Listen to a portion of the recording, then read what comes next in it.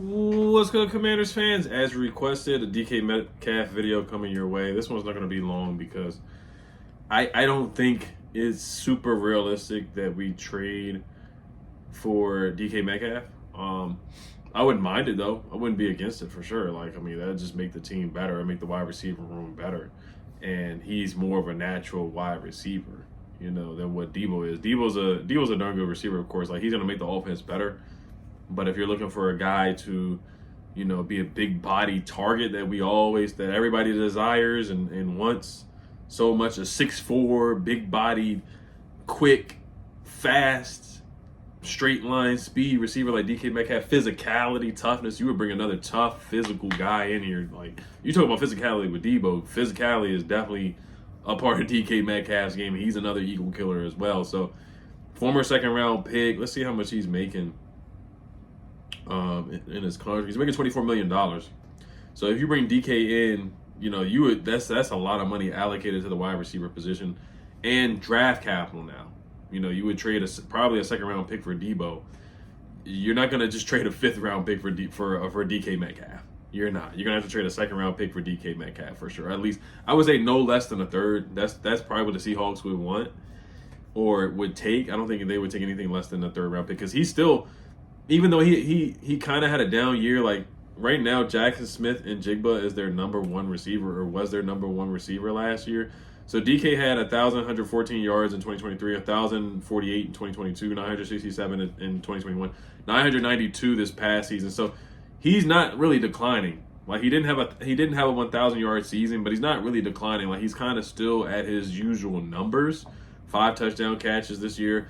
He did have some games where he was non-existent. I remember the Niners game where he was talking on the phone, yelling at the offense coordinator, then he slammed the phone down on the sideline. So I do remember that game. But like I said, and Tyler Lockett has retired. So it is kind of odd that he's asking out. Like, Geno Smith's not a terrible quarterback, but he said he wants to go to a contender. They just went 10-7.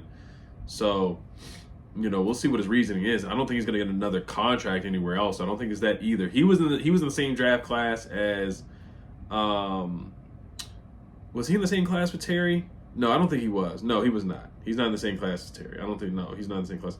He's in the same. I think he's in the same class as Debo though, if I'm not mistaken. So they're all like that same age. And I remember when Debo was holding out. It was like Debo was holding out at the same time. Terry was holding out at the same time, or doing like a soft kind of holdout at the time. And they were all doing it at the same time. Actually, you know what? I think they are. They all came in that 2019 season. So, yes, they're all in that same class. So, it would be pretty crazy that they're all basically around the same age. And we're drafted in that 2019 draft class. And DK is 27 years old. DK's 27, Debo's 29, and Terry's like 30, I think. Something like that. But this was the thing that this was the gripe that I kind of had with trading for Debo Samuel.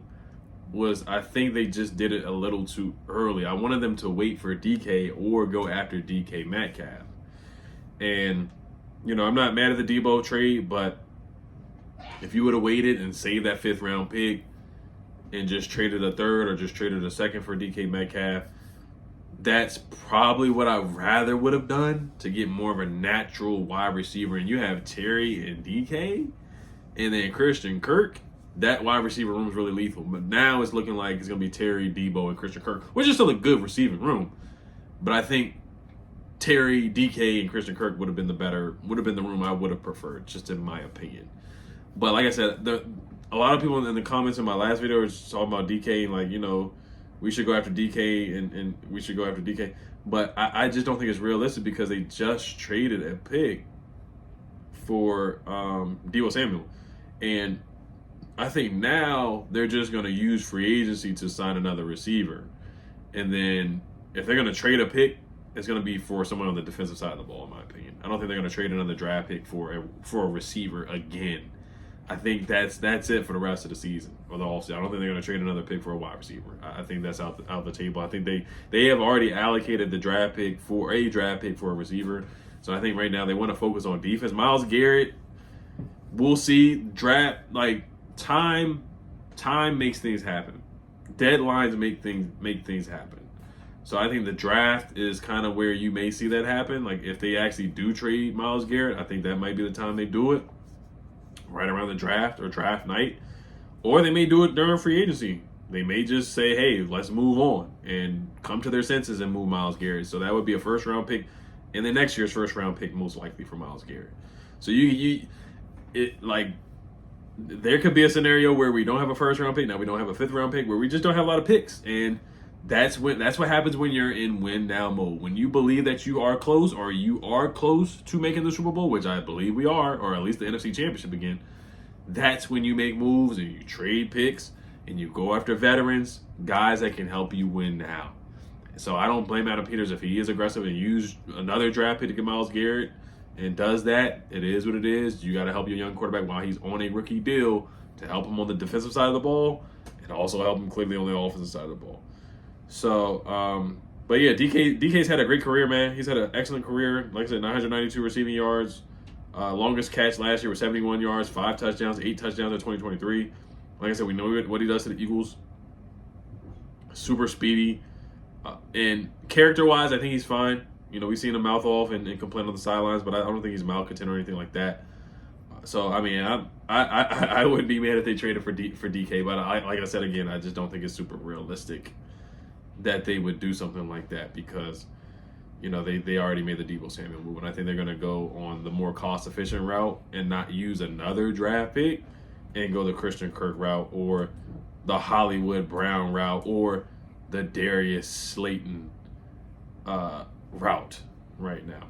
That's kind of what I see right now more realistic. Amari Cooper is still on the table in my opinion, but I think they're going to go with guys that they're more familiar with and guys that they have coached in the past, kind of like same thing with Dan Quinn on the defense. He likes to get guys that he's coached in the past, like Noah I and Tyler Biadasz and Dorrance Armstrong, Dante Fowler. So I think we're going to see a couple of Cowboys in free agency again and probably a couple of 49ers. So be prepared for that. And then a couple of Cardinals guys that were there before, maybe even DeAndre Hopkins. You never know. So we'll see, guys.